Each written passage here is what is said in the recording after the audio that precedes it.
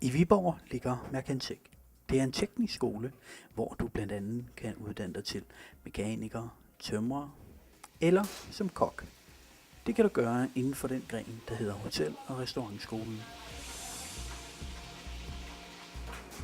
Vi skal besøge en elev på Hotel- og Restaurantskolen. Det er skolen, hvor du blandt andet kan blive kok, tjener eller receptionist. 22-årige Lisette har valgt at tage grundforløbet, fordi hun gerne vil læse til receptionist senere hen. Ja, altså man kan tage grundforløbet her, og så skal jeg så videre på skole på receptionistskolen i Aarhus. Men hvorfor så tage grundforløbet, hvis man ikke lige vil lave mad? Det er fordi jeg ikke vidste, hvad jeg skulle lave, før jeg skulle i militæret, i stedet for bare at gå derhjemme. Og så tænkte jeg, at det her må være sjovt. Men nu er det gastronomi, hun prøver kræfter med. Og hvad er så det bedste ved at lave mad? Det er bare det der med at få lov til at lave mad til gæster en gang imellem, i stedet for det kun er sig selv.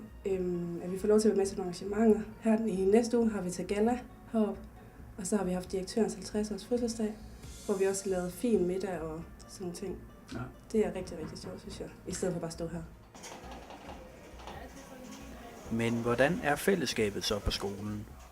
Det synes jeg er rigtig godt. Og det er nogle gode lærere, man har. Det er ikke sådan nogle gamle, sure nogen. Og er det så nogle gange stressende at stå i et køkken?